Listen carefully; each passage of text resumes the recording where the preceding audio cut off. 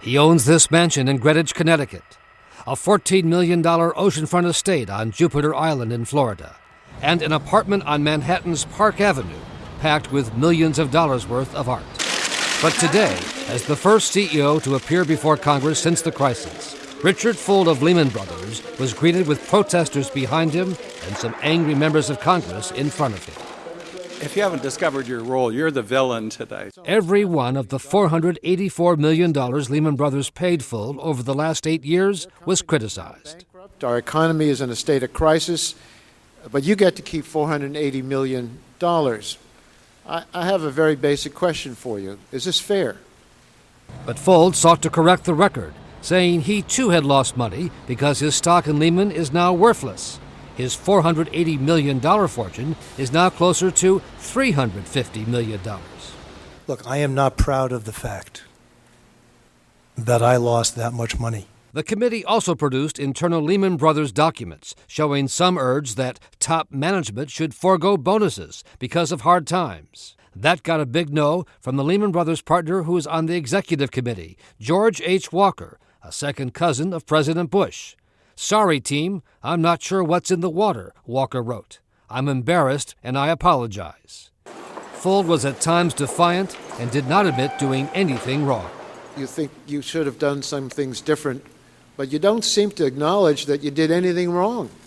The larger question today, and one being pursued by the FBI, was how Lehman Brothers collapsed so fast, just 5 days after Fuld had assured investors the company was in a strong position.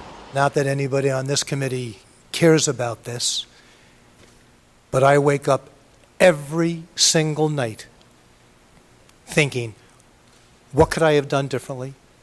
Congressional investigators say one thing Fuld could have done was pay attention to his own employees, who warned of widespread fraud in mortgages being written by a Lehman Brothers subsidiary in California. We refuse to turn a blind eye to the fraud. These women went public and sued Lehman 3 years ago, after they say they were fired when they tried to warn that mortgage loan applications were being falsified, so people would get loans they could not afford. I saw dummied up pay stubs, W-2s, the bank statements. We told them, these borrowers are not going to qualify, they're not going to be able to make the payments. And there had been other warnings years earlier about another shady mortgage broker Lehman was connected to, First Alliance.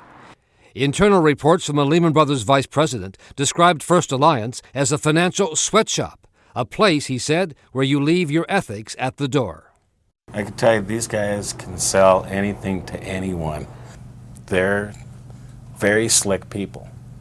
Thousands of homeowners face foreclosure because of what were found to be First Alliance's predatory tactics, including the Gunderson family of Minnesota. How good do they feel about making their money by taking food away from my children? How good do they feel about that? The Gundersons and others sued Lehman Brothers and won, but lawyers in the case say nothing changed. It was a significant multi-million-dollar victory, and it should have sent a message, but the message was ignored.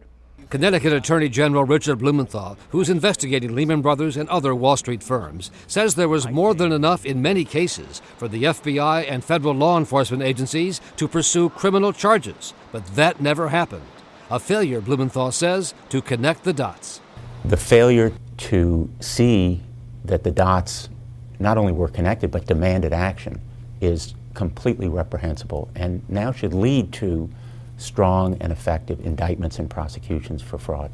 There's more than enough blame to go around for failing to see the crisis coming.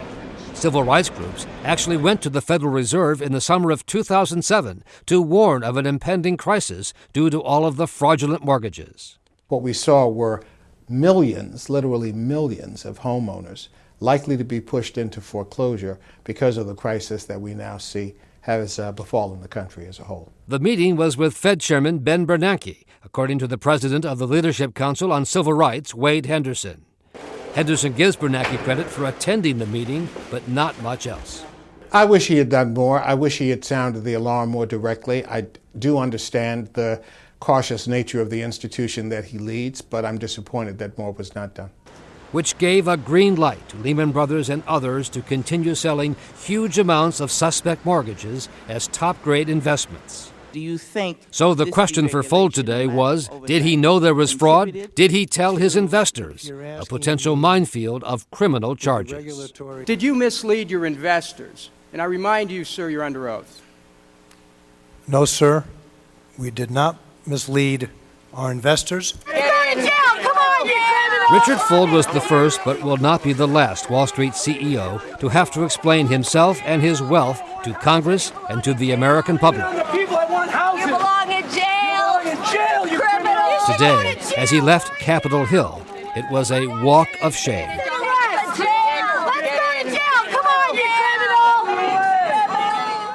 Lehman Brothers is now one of the financial institutions under preliminary criminal investigation by the FBI.